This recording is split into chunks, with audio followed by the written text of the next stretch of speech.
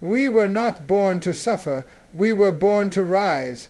Poverty is not a destiny carved in stone. It is a condition that can be changed by the strength of human will.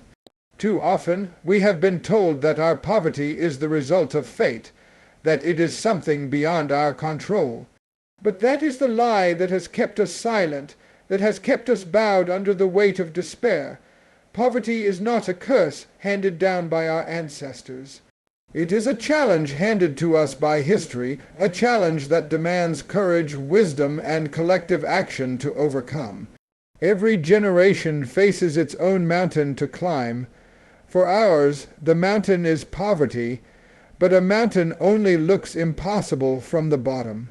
Step by step, with vision and determination, we can reach its peak. We must understand that our poverty does not define who we are. It only reflects where we are. And where we are today does not dictate where we will be tomorrow. The story of nations that have risen from the ashes teaches us one simple truth. Transformation begins when a people refuse to accept suffering as normal. The strength of a nation is not measured by the wealth of its elites, but by the hope in the hearts of its ordinary citizens. The farmer tilling the soil, the student studying under a flickering light, the mother striving to feed her children, these are not symbols of weakness. They are symbols of endurance, of unbroken spirit, of a people who, despite hardship, still believe that tomorrow can be better. This belief is the first weapon against poverty. When we lose hope, we surrender our power. But when we believe that change is possible, even the smallest effort becomes a spark that lights the way forward. We must also confront the truth that poverty persists because we have allowed ourselves to be comfortable in it. We have waited for others to save us, waited for promises to be fulfilled, waited for miracles to appear. But no Savior will rise from elsewhere. The Savior must rise from within, from our villages, our schools, our factories, our own hearts. The real wealth of a nation lies not in foreign aid or imported goods, but in the spirit of its people, their work, their innovation, their unity. When we begin to see poverty not as a permanent condition, but as a challenge to overcome, we unlock the power to change it. A challenge calls for courage. It calls for creativity. It calls for sacrifice. It invites us to dream beyond our limits and to act beyond our fears. The day we start treating poverty as a challenge instead of a curse is the day we begin to reclaim our dignity. For every challenge conquered by human hands, there first existed a mind that dared to believe it could be done.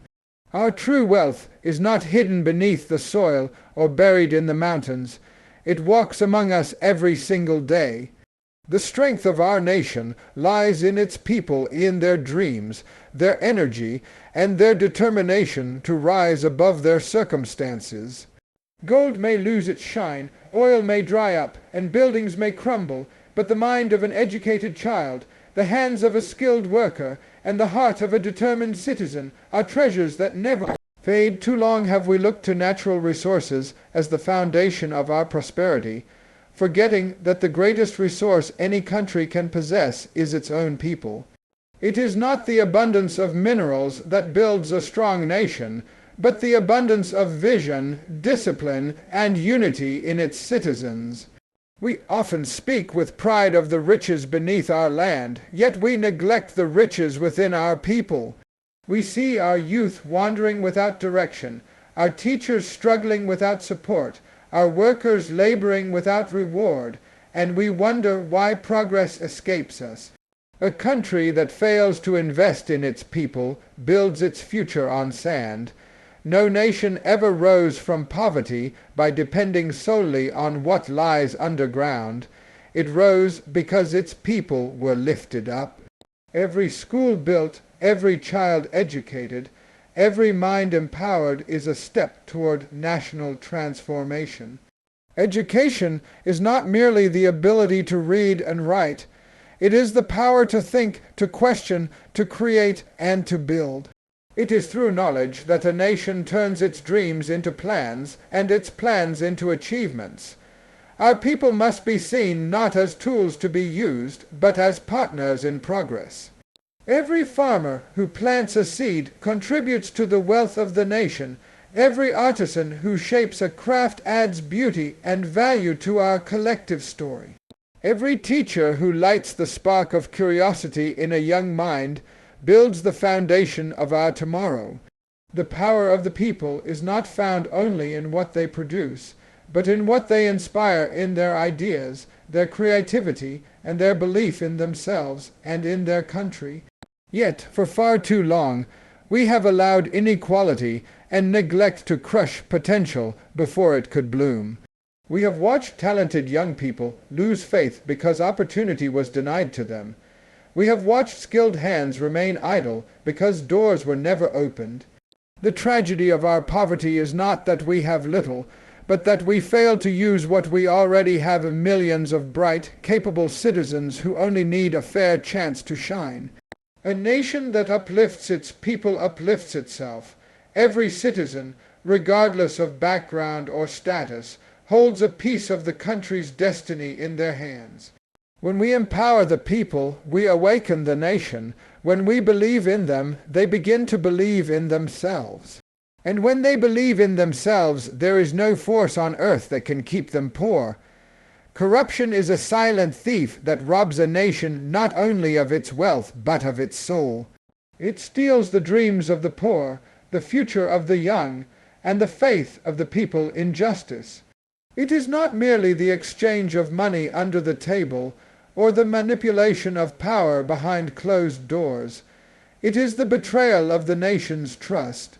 Every bribe accepted, every dishonest act committed, every public resource misused is a blow to the heart of progress. Corruption weakens the very foundation upon which development stands, replacing integrity with greed and service with selfishness.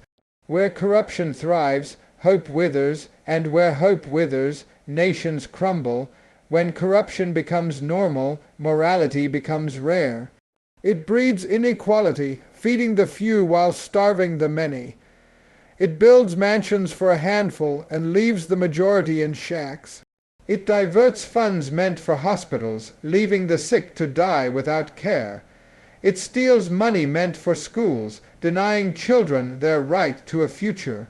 It destroys trust in leaders, replacing respect with resentment. The danger of corruption lies not only in the money lost, but in the faith destroyed. The faith that citizens must have in their institutions, their leaders, and one another. When people begin to believe that honesty no longer matters, the nation begins to die slowly from within. No nation can prosper when corruption dictates who succeeds and who fails. Talent and hard work become worthless when the corrupt rise faster than the honest. This injustice kills ambition. It teaches the youth that success is not earned through merit, but purchased through deceit. Such a system crushes innovation, for creativity cannot survive in a society where lies are rewarded and integrity is punished. The fight against corruption, therefore, is not only about punishing the guilty. It is about reclaiming the moral compass of the nation. It is about restoring the idea that leadership is service, not privilege, and that public office is a duty, not a business. Every citizen must understand that corruption does not live in government offices alone. It lives wherever people choose dishonesty over integrity. It lives in the teacher who takes a bribe for grades, in the worker who steals time, in the official who bends rules for personal gain. To fight corruption, we must first recognize it in ourselves and refuse to feed it with our silence. The courage to say no to corruption must begin at the smallest level, in our homes, our schools, our workplaces, because the moral strength of a nation is built in the daily choices of its people. A country that dares to fight corruption dares to fight for its dignity.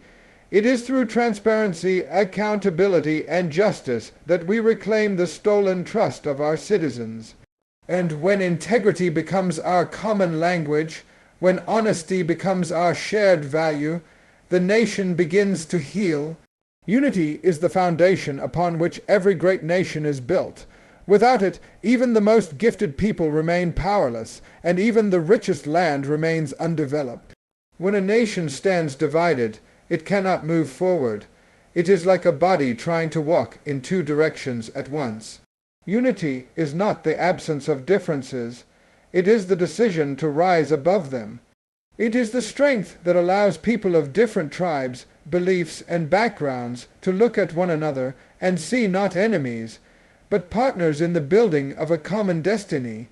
A country that is united in purpose is like a river flowing with unstoppable force, cutting through every obstacle in its path.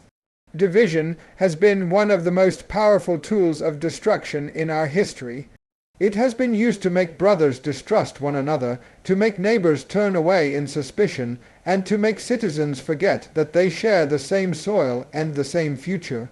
When people are divided by tribe, religion, or region, the nation becomes weak, and those who seek power for themselves find it easier to exploit that weakness. We must understand that unity is not just an emotional bond. It is a strategic necessity for survival. Without unity, our resources are scattered, our energy wasted, and our progress delayed. Together, we can build schools, create industries, and feed our children. Divided, we fight among ourselves while others prosper from our disunity. True unity does not mean everyone must think the same or live the same way. It means that we respect our differences while working toward shared goals. It means that we celebrate diversity as a strength, not as a threat. A united people understand that the beauty of a nation lies in its variety, the blending of languages, cultures, and traditions that enrich its soul.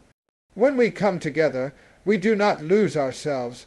We become something greater than we could ever be alone. The power of unity lies in its ability to turn millions of small voices into one mighty roar for justice, progress, and peace. Every generation has a duty to guard and strengthen the bonds of unity. It begins in our homes, where we teach our children that kindness is stronger than prejudice. It grows in our communities, where we choose cooperation over conflict. It expands in our workplaces, where we treat one another with respect regardless of background. Unity is not built in speeches or ceremonies. It is built in daily acts of fairness, forgiveness, and understanding. When we stand together, no storm can destroy us, and no challenge can break us. Division keeps us weak and poor because it turns our energy inward, forcing us to fight one another instead of fighting poverty and injustice. But unity transforms that energy into power, power to build, to innovate, to protect, and to prosper. A nation united in heart and purpose becomes unstoppable. A people bound together by love of country become unbreakable, and the dream they share becomes the reality they live. Progress will never come to a people who wait for others to build it for them. A nation that depends on handouts cannot stand tall among nations. We must understand that begging weakens the spirit, while building strengthens it. The future belongs not to those who wait for help, but to those who create help with their own hands. We must stop looking to others to solve our problems and start believing that we have the power to solve them ourselves. Every great nation that stands proud today once began with nothing but determination. They rose because their people refused to beg and instead chose to build. There is dignity in work, and there is strength in self-reliance. The farmer who tills his field, the mason who lays bricks, the teacher who inspires a young mind, each is a builder of the nation. No contribution is too small, no effort too humble, when it is made in service of the country's progress. But when people lose faith in their ability to create change, they become dependent, and dependence is the first step toward weakness. We must replace the mindset of dependency with one of productivity. Let us not ask what others will do for us, but what we will do for ourselves and for one another. The world does not respect a nation that waits with open hands. It respects a nation that works with open hearts and willing hands. It is time to realize that no amount of foreign aid can build what the spirit of a united and hardworking people can. Aid may feed the hungry for a day, but it cannot feed the soul of a nation forever. Real growth is born from within, from the creativity, courage, and sacrifice of its citizens. We must build industries, develop skills, and create opportunities that allow us to depend less on imports and more on our own innovation. The hands that reach out to beg can also be the hands that plant, that build, that create, that lead. We must also build a culture that honors labor and rejects idleness. Too often we glorify wealth gained without effort and look down upon those who work with their hands. This must change. A true nation of builders respects every honest job, no matter how small it may seem. Every citizen should feel pride in contributing something to the nation's development, whether through farming, teaching, healing, or crafting. When people take ownership of their work and understand that their effort shapes the nation's destiny, productivity becomes a way of life. Building instead of begging is not just about economics. It is about pride, identity, and self-worth. A people who build their own future stand taller, speak louder, and dream bigger. They are not controlled by those who give because they have learned to give to themselves. The road to greatness is paved not by what we receive from others, but by what we create through our collective effort, sacrifice, and belief in our own power. Change does not begin in some distant future. It begins in the present moment, in the decisions we make today. Too often we wait for perfect conditions before taking action. We wait for better leaders, better systems, or better opportunities. But the truth is that progress has never waited for perfection. It has always been driven by people who dared to start with what they had, where they were. Every great transformation in history began with the courage of ordinary men and women who refused to wait for tomorrow. The time for excuses, for delays, for hesitation is gone. The time for action is now.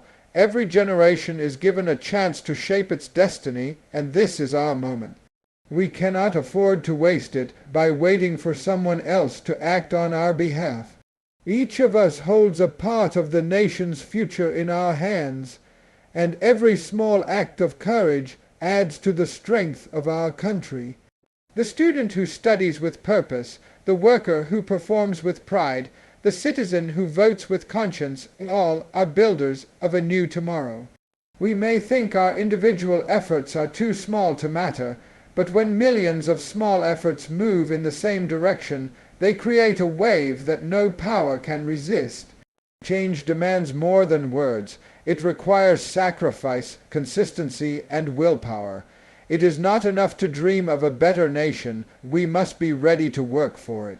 It is not enough to complain about corruption, injustice, or poverty. We must decide to be the generation that ends them. True change begins when we look at our own lives and ask, what am I doing to make a difference? The habit of waiting has crippled too many nations, but the habit of doing has lifted others to greatness. Every seed of progress we plant today will feed the generations that come after us. Action must become the heartbeat of our nation.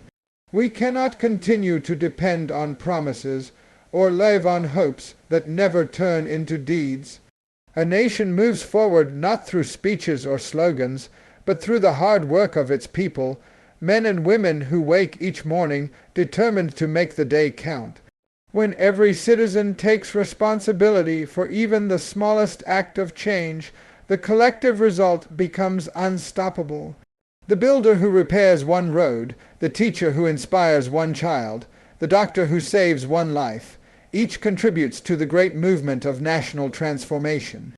The world belongs to those who act, not those who wait. History does not remember those who stood on the sidelines watching time pass. It remembers those who stood up, took risks, and turned vision into reality. The time for action is not next year, not next week, not tomorrow. It is this very day, this very hour, this very moment. The hands that build today will hold the future, And the hearts that dare to act now will shape the destiny of generations yet to come.